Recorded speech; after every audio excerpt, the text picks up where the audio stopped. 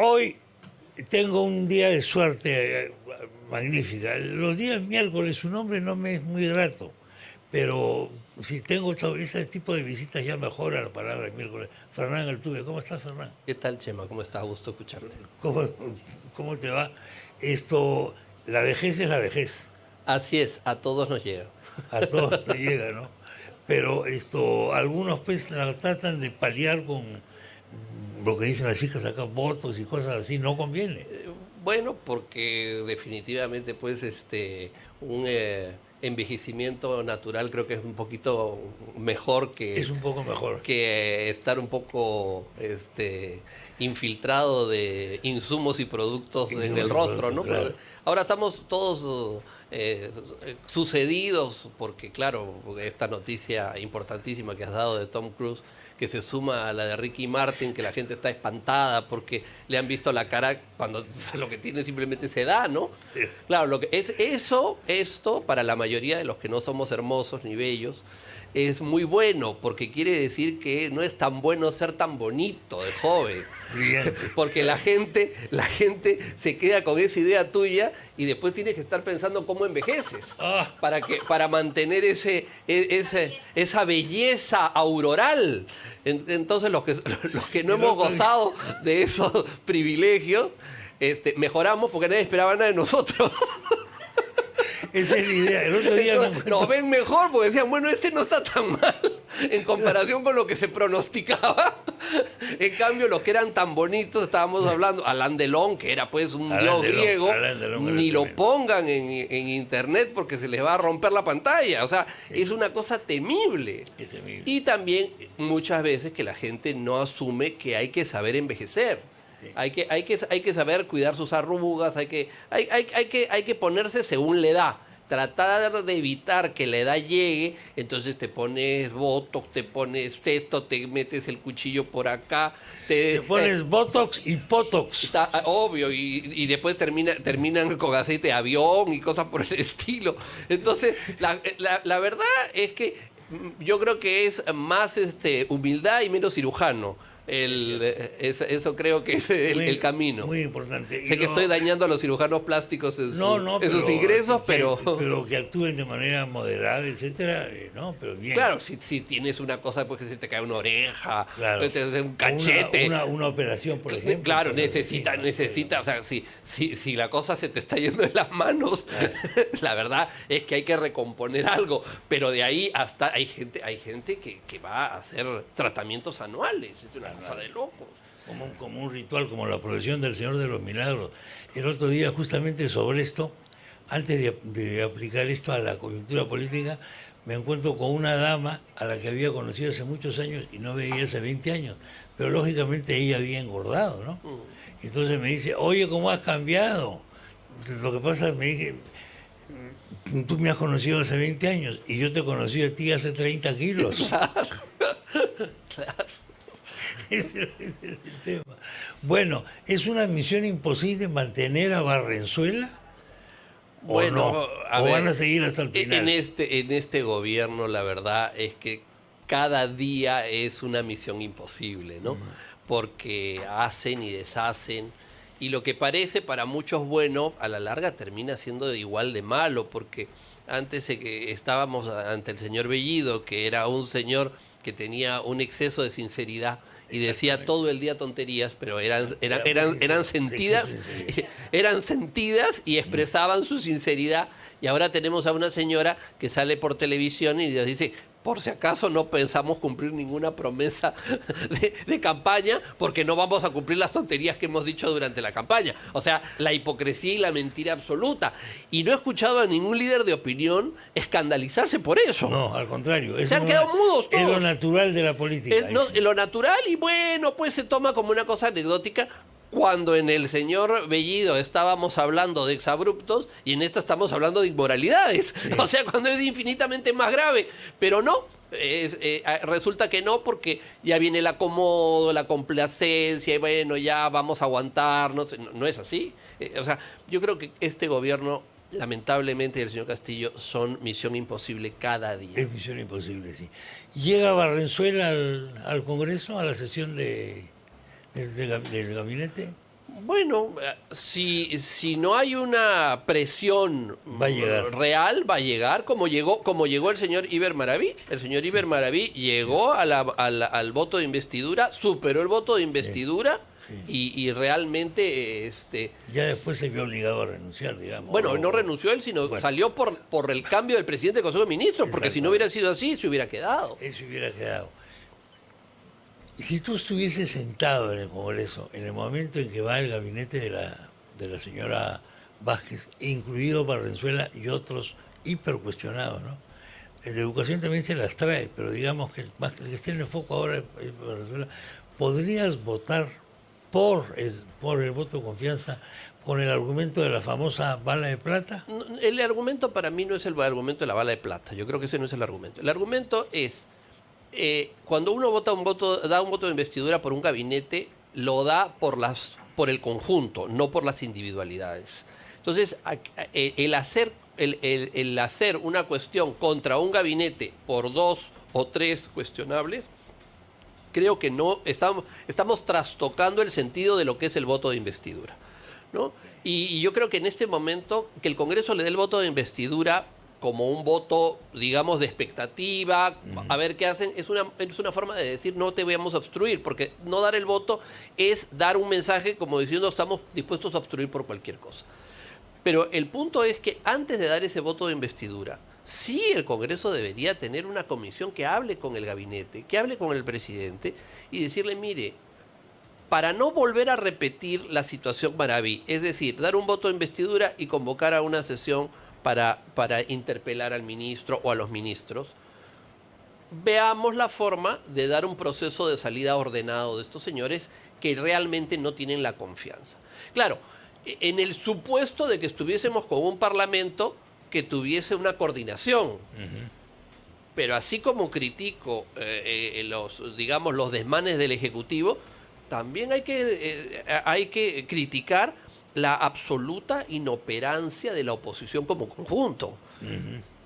Porque aquí cada uno se dispara como le da la gana y ninguno se quiere sentar a coordinar o a crear un frente unitario, que es lo que la mayoría de los opositores quieren. Entonces, ahora estamos viviendo una especie de pequeña tregua antes de que vuelva la ofensiva del gobierno. En esa pequeña tregua, ¿no es cierto?, es el momento en los cuales el partido de gobierno y las personas vinculadas al gobierno se están armando para organizar la próxima ofensiva política. Muy bien. Y yo le pregunto a la ciudadanía, ¿ustedes creen, los que son opositores y los que no también, ¿ustedes creen que las fuerzas opositoras en esta pequeña tregua se están armando para defenderse? ¿Están coordinando para defenderse? No lo están haciendo. No les interesa porque ellos están en su egoísmo. Lamentablemente no están a la altura de los ciudadanos que los han votado. Este es el momento en que se tienen que reunir, que hacer un plan mínimo, que presentar un proyecto de ley para reformar la ley electoral en todos los problemas que hemos visto. Seleccionan candidatos y no arreglan las inequidades del sistema electoral.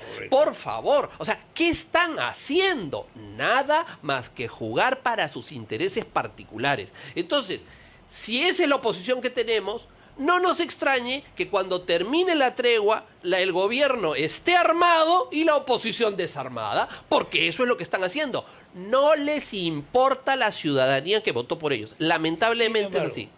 Te pregunto, la ley esta de desarrollo constitucional, como le dicen, sobre la confianza y sobre la vacancia, ¿no ayuda? ¿No es una forma de que tiene la oposición de haberse armado? ¿O de estarse por armar? No, es un salvavidas que han hecho, que está perfectamente bien hecho para corregir un error precedente. Okay. Pero esa ley fue elaborada hace un mes. Sí. ¿Y qué más? Sí. O sea, está bien. No hay más que eso. Claro. Entonces, para ir al símil de las balas de plata y de las armas y todo lo demás que inventó Pepe Chevasco, bueno, está muy bien, estoy de acuerdo. Ellos han agarrado y esta ley es un revólver. Mientras que ellos están con su ametralladora, su cañón, su misil, su instalaza, ellos tienen un revólver de 6 balas. Smith Wesson. Claro, un Smith Wesson, ¿no? Como la de Cano, antiguo, ¿no? Es una Colt, ¿no? De cowboy. De cowboy. Entonces, ¿Y qué? ¿No tienen que buscar otras cosas? ¿No hay otros elementos? Pero claro, si no se sientan a hablar, si no se sientan a coordinar, si no se sientan a hacer un frente unido, no hay ideas. Ya la ley de reforma electoral debería estar lista. No existe. No tienen nada hecho. Cero. Tienen 3 meses en el Congreso y no han hecho nada sobre eso, que es el problema que dio origen a todo lo que estamos viviendo. No han hecho nada. La comisión bendita sobre la reforma, para ver qué pasó con las elecciones. No sabemos si ya se instaló, que ha convocado a alguien, ha hecho, le dieron un mes para que funcionara, ya creo que el mes se pasó. O sea, ¿en qué están? En babia. Ese es el problema. Has dicho tú uno de los motivos, el egoísmo. Por supuesto. La sobrevivencia, la cosa esta de quedar bien con mucha gente, etcétera, quedar bien en los titulares de los periódicos, etcétera. Ahora, eso, no sé si se harán conscientes ellos, eso no dura mucho, eso dura poco, eso es efímero. Bueno, eso pero ellos... no te da respiración para todo un periodo de gobierno. Las fuerzas políticas de oposición, todas creen que van a salir favorecidas de esta coyuntura política de manera individual. Okay. Y va a pasar todo lo contrario, van a salir destrozadas por no unirse. Y el gobierno, con gran inteligencia, ya se dio cuenta que tiene que retroceder para que siga avanzando el cronograma electoral, porque en el cronograma electoral, como no nos van a regalar una lista unitaria para las nacionales, que es lo que deberían hacer, entonces todas las fuerzas de oposición se van a pelear entre ellas. Y en ese momento va a venir el hachazo, porque todos van a estar peleados unos con otros. Entonces, el no sentarse para formar una lista y un frente unitario va a conllevar a la dispersión, a la desunión y al conflicto. Y ahí viene el hachazo. Ya está. El horizonte entonces de las fuerzas de gobierno o gobiernistas o aliadas para gobernar, etcétera, no es la Asamblea Constituyente, son las próximas elecciones. La coyuntura es las próximas elecciones y el hachazo es la constituyente en el momento en el cual estén todos divididos. Porque aquí ocurre... O sea, la constituyente, porque ha dicho la primera ministra Vázquez que ya la constituyente no está en la agenda. Sí, pero decir que no está en la agenda, ¿qué no, significa? No ¿Que no va a tocarse nunca más? No, claro que no. No está en la agenda hasta que esté en la agenda. Hasta que esté en la agenda. Claro. Así es. Y estará en la agenda cuando toda la oposición esté absolutamente peleada, no desunida que está ahora. Cuando estén todos peleados como consecuencia de los conflictos a los cuales va a llegarse porque no se quieren unir. Y en ese momento habrá otra agenda. Y cuando hay otra agenda ya pondrán lo que les dé la gana. Entonces, están construyendo una crisis de la oposición por falta de normas claras electorales, por no obtener un frente unitario electoral y porque en ese momento van a ser destruidos. Y entonces vamos a llegar a una situación que es inmensamente monstruosa. La calidad individual de los miembros de la oposición es infinitamente superior que la calidad individual de los miembros del gobierno. Pero el colectivo de los incapaces en el gobierno es más fuerte que la ausencia de colectivo de los capaces en la oposición. Eso es lo que se ha vivido, eso es lo que se vive y eso es lo que se va a vivir. ¿Y quiénes son los responsables? Los genios de la oposición con sus asesores más geniales que les dicen: tú, espejito, espejito, ¿quién es el más sabio? Yo. ¿Quién es el más inteligente? Yo. ¿Quién es el político más grande? Yo. ¿Y quién va a salir ganando esta coyuntura? ¡Tú! Eso es mentira. Es mentira. Falta un líder indiscutible en la oposición, vale decir, hay una especie de empate catastrófico entre 4, 5 o hasta 6 líderes. Mira, Chema, se dice eso, falta un líder. Yo creo que el problema es que faltan líderes, porque los que están liderando no tienen la humildad, la generosidad y el verdadero liderazgo de ceder para hacer un frente común. Entonces ellos están demostrando que no son en el liderazgo real, porque el verdadero líder no tiene miedo de hacer frentes. Aya de la Torre se alió con Odría y siguió siendo Aya de la Torre.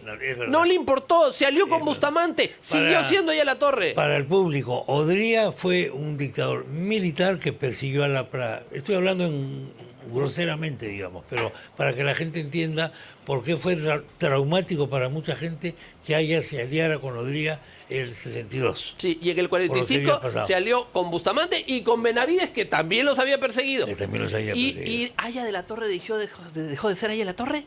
Porque era un líder de verdad. Claro. Pero eso que están teniendo miedo de que, ay, si me junto con fulano, me va a sombrear. Aquí lo que te va a sombrear es que un gobierno de incapaces siga gobernando porque tú no has hecho un frente común. Eso es lo que te va a sombrear. Eso es lo que va a hacer que tus electores digan, no eres un líder de verdad. Es verdad. Porque no tienes El desprendimiento. público se resiente con eso. El pueblo a la hora del voto tiene ese tipo de Por de supuesto. razonamientos. No, No has dado la talla. Exactamente, no has dado la talla. No lo expresa así, pero se da cuenta de eso, ¿no? Así es. Hay una intuición popular ahí evidente, ¿no? Bueno, y eso va a terminar pasando. Entonces, todos esos supuestos asesores, genios, colaboradores que ganan además porque los tienen ahí asalariados en el Congreso y lo que hacen es defender su chambita, no defender un frente unitario, que es el principio fundamental. Todo esto están defendiendo de la división parlamentaria. Los asesores reciben su platita y su chambita. Les encanta vivir metiendo intrigas unos contra otros. Bueno, esos no pasan a la historia. Nadie se acuerda de quiénes son. Y los que están hoy día para pasar a la historia no van a pasar porque la gente va a decir lo que tú dices, Chema. No estás a la altura.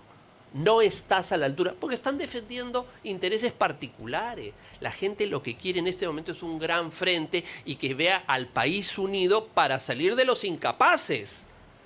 Entonces los capaces no se unen y terminan derrotados ante los incapaces. Es una comedia de equivocaciones. Pongámonos un momento en la siguiente idea. Se reúnen los principales partidos de oposición y deciden nombrar un comité de coordinación poniendo al frente a X. ¿Ayudaría?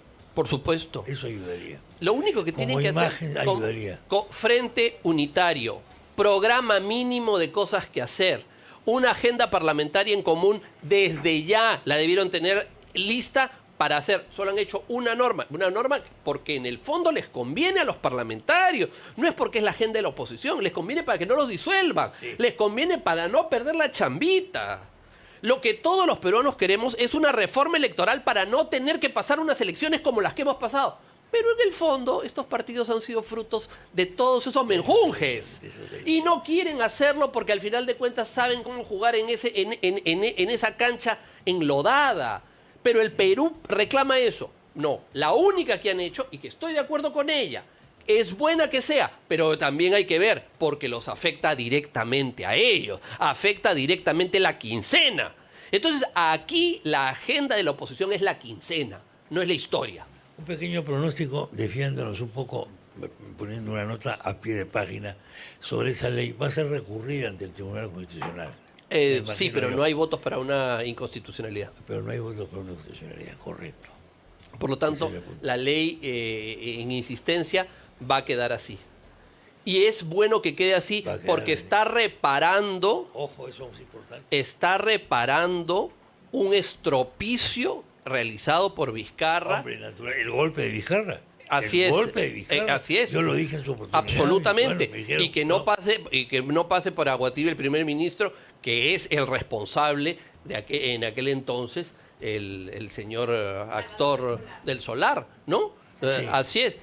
Dos grandes líos. El nombre de Del Solar está unido a dos grandes problemas de la historia de Perú. En 1894, el vicepresidente del Solar le dio un capricho y no quiso asumir la presidencia de la República. Terminamos en una guerra civil, que creo que es ancestro del señor del Solar. Y ahora el señor del Solar agarró, le dio una pataleta, se metió en el Congreso y terminamos con esto. La verdad que para la historia constitucional el apellido del señor del Solar ha sido lamentablemente nefasto. Señor, Dios mío. Entonces, eso, bueno, ya, no sé. Nos están pasando ahí la... Y nos da además dice que sus primos contratan con el salud, ¿no? Puede ser, bueno, no estoy al tanto, pero es un rumor recurrente. Sí, es un rumor recurrente, en fin, es un rumor, es un rumor. Entonces ahí tenemos ese problema. No es probable entonces, de acuerdo a tu punto de vista, te veo muy escéptico con la oposición en general, y que se produzca esta unión, esta coordinación. Bueno, lo que pasa es que yo no pierdo la esperanza de que lo hagan. Por eso estoy con este estribillo todos los días, porque no pierdo la esperanza. A ver, yo no creo que la señora Fujimori, que el señor López Aliaga y el señor de Soto sean intrínsecamente malos. Sí, al contrario. creo que tienen cualidades y que tienen elementos positivos. Y por eso creo que esa obligación que tienen ante sus electores y ante el país, la tienen que materializar con este frente y con esta forma unitaria. Y por eso insisto e insistiré en que lo hagan, hasta que se llegue al momento en que, lamentablemente, si no lo hacen, van a ser barridos como líderes de la oposición. La gente buscará otra oposición. Entonces, como ellos tienen ese liderazgo, la gente ha votado por ellos, yo reconozco el liderazgo que ellos tienen, les digo, compórtense como líderes, tengan un acto de generosidad, demuestren que están dispuestos a sentarse en una mesa y a llegar a acuerdos por todos, porque si no van a ser barridos, pero no van a ser barridos electoralmente, van a ser barridos de la historia. Sí. López Aliaga va a la alcaldía. Así dice él. Bueno, aparentemente es así. ¿Te parece acertada esa decisión? A ver, es difícil darle... ¿Qué pasa si pierde? Bueno, si pierde, yo creo que si él pierde, entonces la proyección nacional que él tenía acaba, ¿no? Acaba. ¿Por qué se arriesga tanto? Bueno, yo creo que a él le están dando ese consejo. Creo, además, que también lo están aconsejando en llevar de teniente alcalde al señor Reyardo, que creo que es una mala elección por el antecedente de su candidatura anterior, que fue muy mala, quedó en muy mala situación. Creo que él necesita si va a ser candidato a la alcaldía, dos cosas. Primero, ser alcalde de tiempo completo y decirle a los limeños que se va a quedar hasta el último día. Sí, porque no puede decir que va a ser alcalde para después ser presidente. Eso ya te quita votos. Y arranque además con una sinceridad suicida. No, yo reconozco que está bien que lo diga como cosa sincera, pero creo que no es una buena ecuación. Creo que la ecuación es o soy candidato a alcalde o soy candidato a presidente. Pero eso, encima, para dejarte al señor Reyardo, que no ha ganado y no ha sido alcalde y no tiene experiencia municipal. En todo caso, si tuviese a una mujer de imagen popular, con experiencia municipal, bueno, tú te sientes tranquilo de que, bueno, si se va, está dejando una persona así, pero que nos regale a quien no ganó las elecciones la vez pasada no es pues precisamente una buena oferta. Y mira como oferta, perdona que te diga, que es un buen empresario y que sabe negociar y que sabe ofrecer y todo lo demás, es la peor oferta que le puede hacer un votante limeño. Horrible. Así es. Sobre todo con el antecedente de Forsyth, ¿no? A Forsyth le metieron un inflador tremendo siendo alcalde de La Victoria y después dejó de ser alcalde para ser presidente. Eso no se puede hacer. Por eso. Y le costó. Es que al final de cuentas, las encuestas te pueden decir lo que quieran, pero el sentido común de la gente... A ver, al señor López Aliaga lo vieron para presidente y votaron por él para presidente.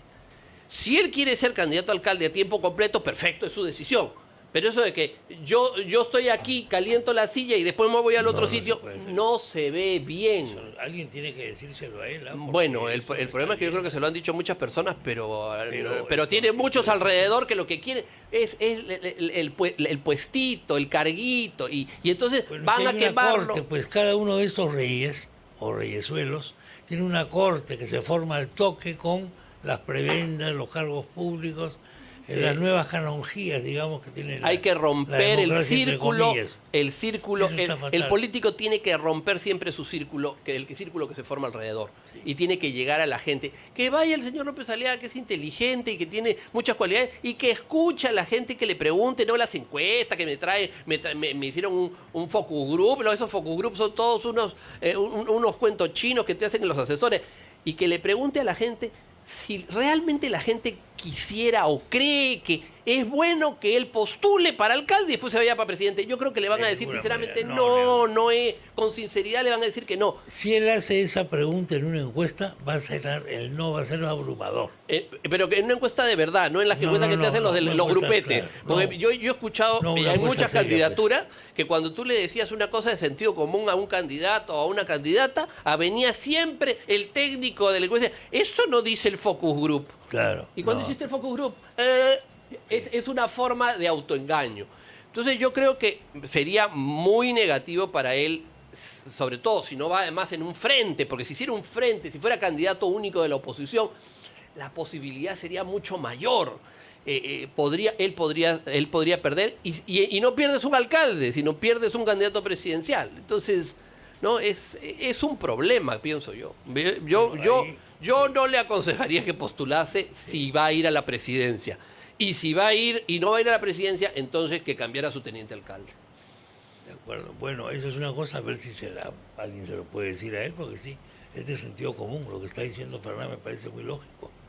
Y no va a funcionar. La fórmula, estoy acá para después ir al trampolín, no va a funcionar. Ya hemos visto, a ver, por ejemplo, ha habido casos en los cuales ha pasado lo mismo, que el alcalde que se fue y la gente dice, no, pues no cumpliste tu compromiso, tú aceptaste una cosa, es un contrato con la ciudadanía y tú tienes que cumplirlo.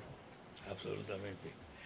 Pero acá la gente, los candidatos, los políticos profesionales, lo que pasa es que yo tenía esa idea, pero el pueblo me lo pidió, que es lo que dice Castillo todo el día, ¿no?